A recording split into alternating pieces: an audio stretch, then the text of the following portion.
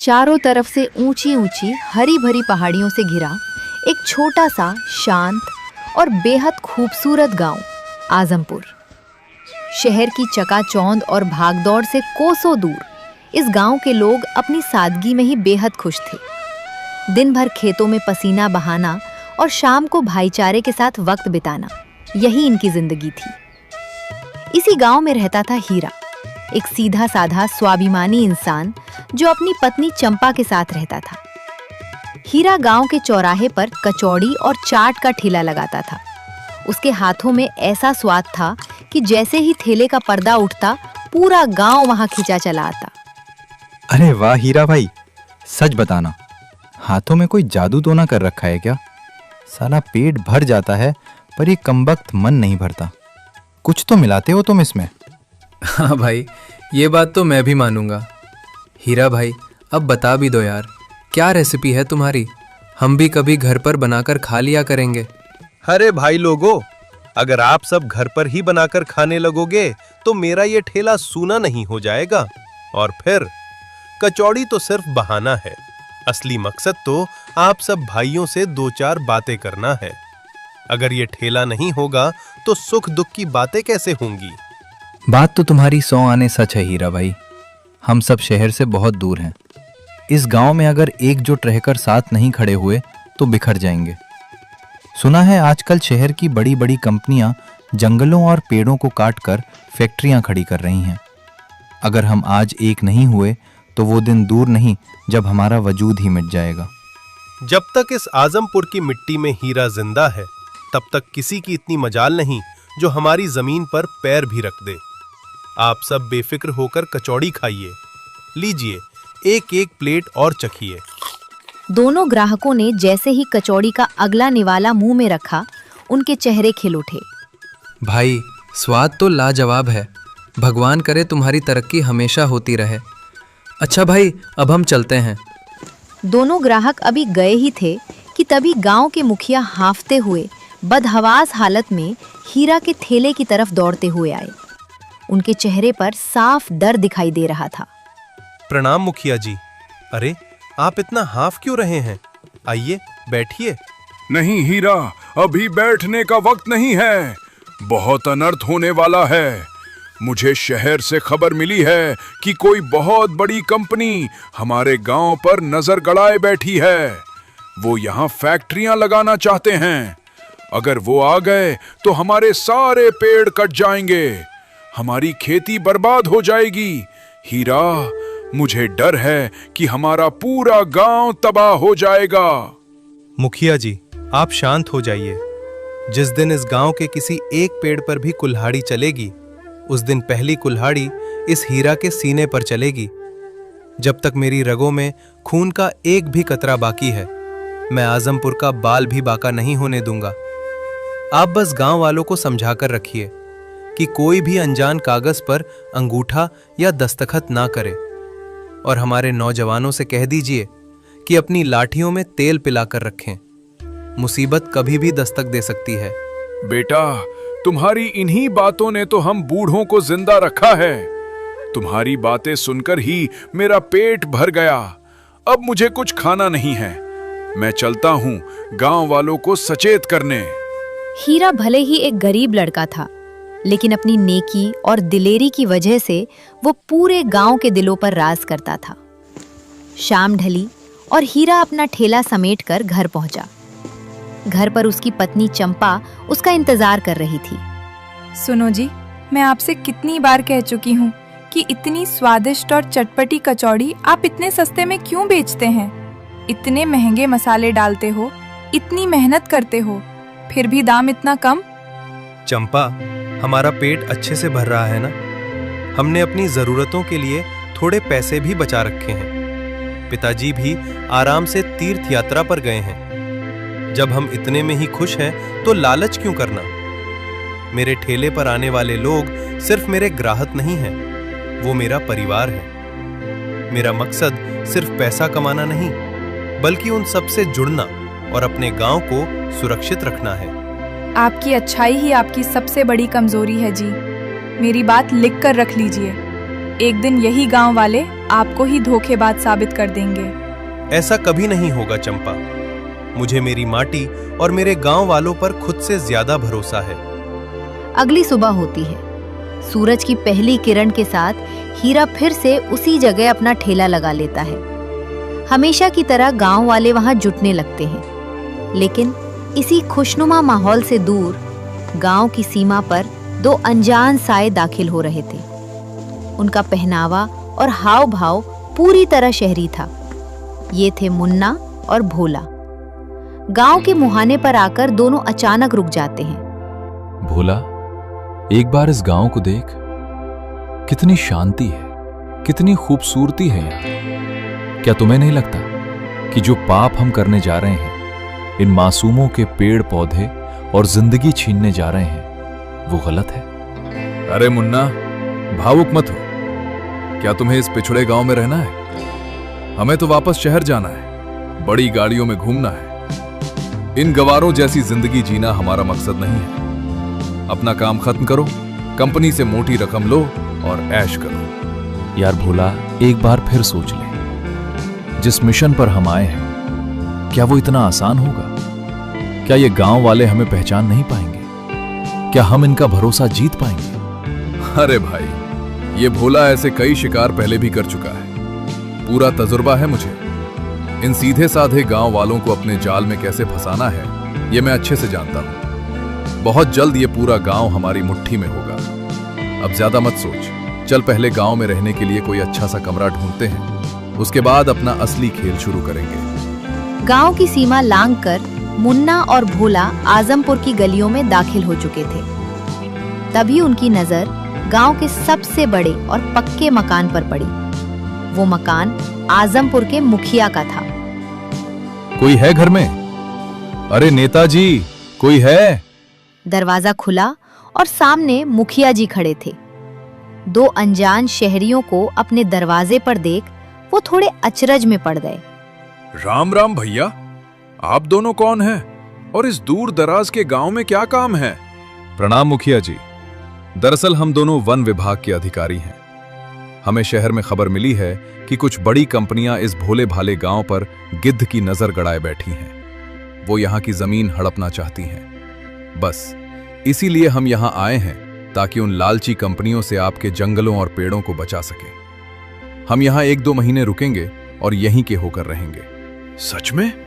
क्या आप दोनों वाकई हमारे जंगलों को, मेरे गांव वालों को बचाने आए हैं? भगवान आपका भला करे बाबू। अरे बिल्कुल मुखिया जी, आपके गांव की रक्षा करना ही अब हमारा धर्म है। वैसे मुखिया जी, हमें बस रहने के लिए कोई छोटा मोटा कमरा मिल जाता तो बड़ी मेहरबानी होती। अरे कमरे की क्या बात करते हो बेटा? मेरा ये इतना बड़ा घर है और मैं इसमें बिल्कुल अकेला रहता हूं। तुम दोनों यही मेरे पास रहोगे और किराए की तो बात ही मत करना। तुम दोनों मेरे बेटों जैसे हो, यही रहना, यही खाना। जो इंसान मेरे गांव की भलाई के लिए सोचे, उसके लिए मैं अपना सब कुछ हाजिर कर सकता हूं। मुखिया जी शहर से आए इन दो बहरूपियों को फरिश्ता समझकर फूले नहीं समा रहे थे। उधर दूसरी तरफ दोपहर ढल चुकी थी और हीरा के ठेले पर हमेशा की तरह रौनक जमी हुई थी। आज ठेले पर चाची और हरिया काका भी कचौड़ी का लुत्फ ले रहे थे। अरे हीरा बेटा, आज दोपहर को मैंने गांव में 2 परदेसियों को आते देखा है। बड़े अजीब से शहरी कपड़े पहने थे। क्यों रे हरिया, तूने भी देखा था ना? हाँ हीरा, चाची सही कह रही है। हम दोनों जब तेरे ठेले की तरफ आ रहे थे तो देखा कि वो दोनों सीधे मुखिया जी के घर में घुस गए। बेटा, मन में बड़ा संशय हो रहा है।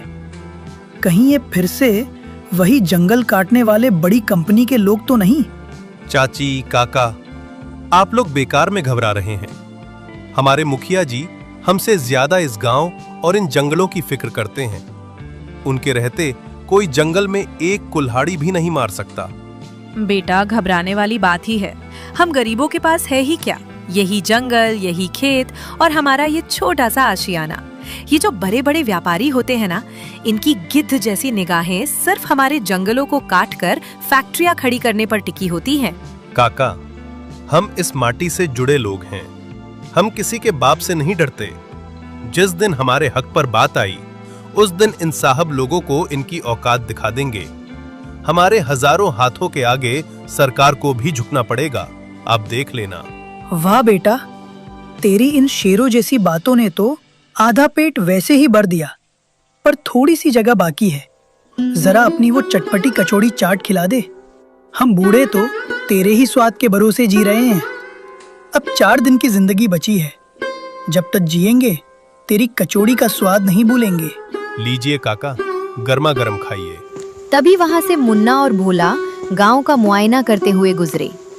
उन्होंने देखा कि हीरा के ठेले पर भारी भीड़ जुटी हुई है और लोग आपस में कितना हंस बोल रहे हैं। ये देखकर दोनों सड़क किनारे रुक गए। देख रहे हो भोला, कितनी भीड़ है वहां। इन गांव वालों के दिलों में एक दूसरे के लिए कितना प्यार और कितना भरोसा है। भोला, मेरा दिल कह रहा है कि हमें सुधर जाना चाहिए। हम इन मासूम लोगों के साथ इतना बड़ा धोखा नहीं कर सकते। अपना मिशन मत भूलो मुन्ना।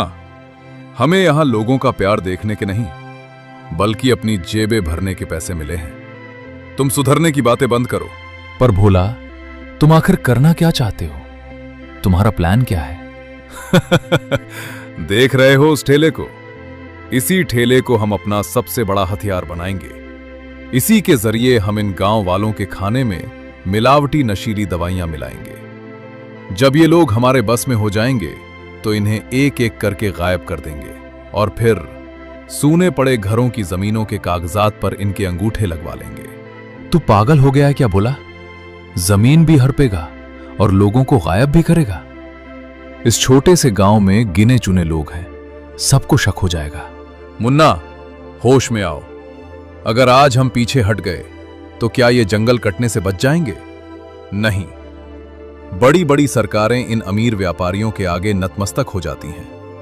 पैसे से दुनिया में सब कुछ खरीदा जा सकता है और मैं ये सब सिर्फ पैसों के लिए कर रहा हूं। शाम हुई और हीरा अपना ठेला समेटकर घर चला गया। अगली सुबह जब हीरा हमेशा की तरह अपना ठेला लेकर चौराहे पर पहुंचा तो थोड़ी ही देर बाद गांव का एक लड़का पंकज भागता दौड़ता और हांफता हुआ आया। हीरा भाई, ओ हीरा भाई, गजब हो गया। गांव में बहुत बड़ा अनर्थ हो गया। अरे पंकज भाई, शांत हो जाओ। क्या हुआ? इतना घबरा क्यों रहे हो? ऐसा क्या अनर्थ हो गया? वो जो कल 2 शहर के आदमी आए थे ना, उन्होंने चौराहे के दूसरी तरफ कचौड़ी चाट का ठेला लगा लिया है। और सबसे बड़ी बात, वो सबको मुफ्त में, हाँ भाई, बिल्कुल फ्री में कचौड़ी बांट रहे हैं। मुफ्त में? पर कोई नया आदमी अचानक मुफ्त में खाना क्यों बांटेगा? गांव का कोई वहां गया क्या? नया आदमी देखकर बाकी लोग तो डरे हुए हैं, पर वो बिरजू और मलखान दोनों भाई मुफ्त के चक्कर में वहां खाने पहुंच गए हैं। हीरा भाई, इसके पीछे कोई गहरा मकसद है। तुम अपना ठेला बंद करो, हमें मुखिया जी से बात करनी होगी। हाँ, तुम ठीक कह रहे हो पंकज। चलो अभी मुखिया जी के घर चलते हैं। दोनों तुरंत मुखिया जी के घर पहुंचे। मुखिया जी बरामदे में बैठे हुए थे। प्रणाम मुखिया जी। मुखिया जी, ये जो आपके घर 2 परदेसी मेहमान आए हैं, ये आपके कोई रिश्तेदार हैं क्या, या फिर कोई और? अरे हीरा बेटा, आओ। अरे नहीं, वो मेरे रिश्तेदार नहीं हैं। वो तो वन विभाग के बहुत भले अफसर हैं। हमारे गांव और जंगलों की रक्षा के लिए आए हैं। ये सुनकर हीरा के मन का सारा शक दूर हो गया और वो बहुत खुश हुआ। अच्छा, सच में मुखिया जी? हाँ बेटा, और वो कह रहे थे कि वो गांव वालों की सेवा के लिए मुफ्त में कचौड़ी चाट खिलाएंगे। मैं कल तुमसे ये बताना भूल गया था। खैर, अब जब तक वो गांव में हैं, तुम अपना ठेला मत लगाना। गांव वालों को मुफ्त का स्वाद लेने दो, तुम्हारे भी कुछ पैसे बचेंगे। मुखिया जी की बात मानकर हीरा वापस अपने ठेले पर आ गया। उसने देखा कि गांव वाले अभी भी उसके ठेले के पास ही खड़े थे। राम राम भाइयों, अब तो सामने मुफ्त की कचौड़ी मिल रही है। आप लोग वहां क्यों नहीं जाते? कल से तो मैं अपना ठेला बंद ही कर रहा हूं, जब तक वो अफसर बाबू यहाँ हैं।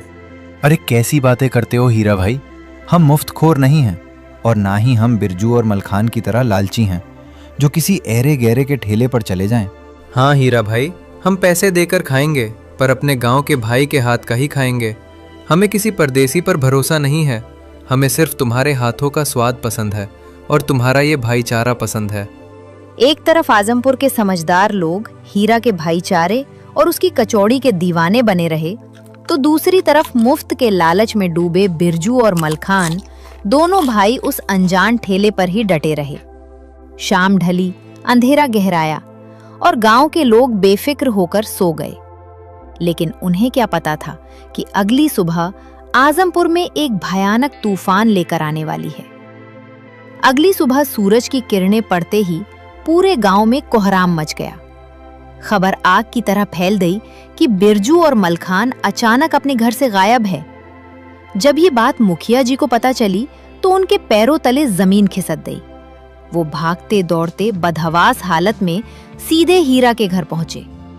हीरा, अरे हीरा बेटा, अनर्थ हो गया। बिरजू और मलखान दोनों भाई रात से ही गायब हैं। पूरे गांव में उनका कहीं अता पता नहीं है। मुखिया जी, अब मुझे सिर्फ संदेह नहीं बल्कि पूरा विश्वास हो गया है। वो जो 2 लोग सरकारी अफसर बनकर आपके घर में रह रहे हैं, वो कोई जंगल के रक्षक नहीं बल्कि हमारे गांव के भक्षक हैं। ये सब उन्हीं की चाल है। लेकिन बेटा, बिना किसी ठोस सबूत के हम सरकारी कर्मचारियों पर हाथ नहीं उठा सकते। कानूनन इसका अंजाम बहुत बुरा हो सकता है। हमें सबसे पहले सच जानना होगा और उससे भी पहले बिरजू और मलखान को ढूंढना होगा। मुखिया जी, आप उसकी परवाह मत कीजिए। आप गांव के कुछ भरोसेमंद आदमियों को साथ लीजिए और उन दोनों बहरूपियों को बिना भनक लगे गांव में ही रोक कर रखिए। मैं 2-4 नौजवानों को लेकर जंगल की तरफ जाता हूं और उन्हें ढूंढता हूं। मुखिया जी हीरा की बात से सहमत हो गए। हीरा तुरंत अपने साथ 3-4 जाबाज नौजवानों को लेकर घने जंगलों की तरफ निकल पड़ा।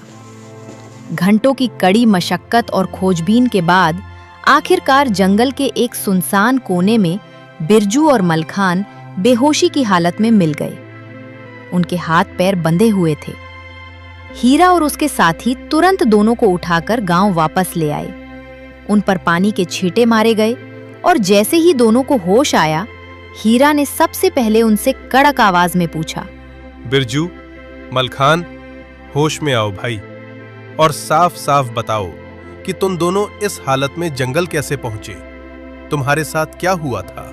हीरा भाई, मुझे कुछ नहीं पता। कल शाम को हमने उस मुफ्त वाले ठेले पर कचौड़ी खाई थी। उसके बाद सिर में ऐसा चक्कर आया कि होश ही खो बैठा। जब आँख खुली तो मैं जंगल में था। हाँ हीरा भाई, मुझे थोड़ा थोड़ा याद है। उन दोनों परदेसियों ने हमें बंधक बनाकर बहुत मारा। फिर हमसे जबरदस्ती कुछ कोरे कागजों पर दस्तखत और अंगूठे लगवाए। उसके बाद क्या हुआ, मुझे कुछ होश नहीं। इतना सुनना था कि हीरा का खून खौल उठा। उसे समझ आ गया कि दाल में कुछ काला नहीं बल्कि पूरी दाल ही काली है। वो बिना एक पल गवाए सीधा मुन्ना और भोला के ठेले की तरफ बढ़ा। पूरा गाकर बिना कुछ बोले, आव देखा न ताव, दोनों बहरूपियों को कॉलर से पकड़ा और दे दनादन पीटना शुरू कर दिया। तभी मुखिया जी भीड़ को चीरते हुए आगे आए और उन्होंने हीरा को रोका। रुक जाओ हीरा, इन्हें छोड़ दो। हाँ तो बाबुओं, अब अपनी असली औकात पर आओगे या फिर इन गांव वालों की लाठियों का स्वाद चखोगे? सच सच बताओ, कौन हो तुम लोग? मुखिया जी, हमें माफ कर दीजिए, हमें माफ कर दीजिए।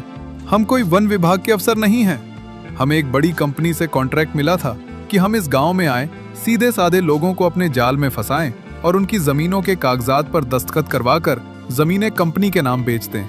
हाँ मुखिया जी, हमें अपनी गलती का बहुत पछतावा है।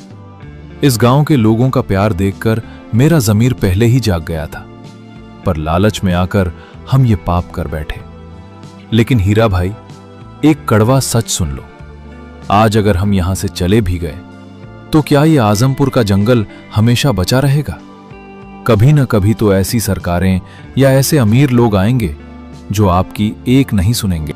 सुन रहे मुन्ना, जब तक हम जिंदा हैं तब तक हम अपनी इस माटी की बात करते हैं। जब हम नहीं रहेंगे तो हमारी आने वाली नस्लें, हमारे बच्चे इस माटी और इस जंगल की रक्षा करेंगे, क्योंकि हमने उन्हें अपनी मिट्टी से प्यार करना सिखाया है।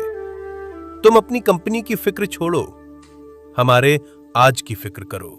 ठीक है, अगर तुम्हें सच में अपनी गलती का एहसास है तो जिस रास्ते से इस गांव में कदम रखा था उसी रास्ते से अभी के अभी दफा हो जाओ और अपनी कंपनी के मालिक से कह देना कि अगर दोबारा किसी भी आदमी को आजमपुर की तरफ भेजा तो वो यहां से जिंदा वापस नहीं जाएगा। मुन्ना और भोला ने कान पकड़कर माफी मांगी, अपने सारे फर्जी कागजात फाड़े और दुम दबाकर हमेशा के लिए गांव से भाग गए। पूरा आजमपुर एक बार फिर सुरक्षित था और गांव वाले हीरा के इस हौसले के आगे नतमस्तक थे। तो दोस्तों, क्या सीख मिलती है हमें हीरा और आजमपुर की इस कहानी से? सीख सीधी और साफ है। अगर जंगल है तो कल है, अगर जंगल नहीं तो हमारा कोई वजूद नहीं। तरक्की के नाम पर पेड़ों को काटना अपनी ही सांसों को रोकने जैसा है। इसलिए अपने पर्यावरण को बचाइए, पेड़ लगाइए और अपनी धरती माँ की रक्षा कीजिए।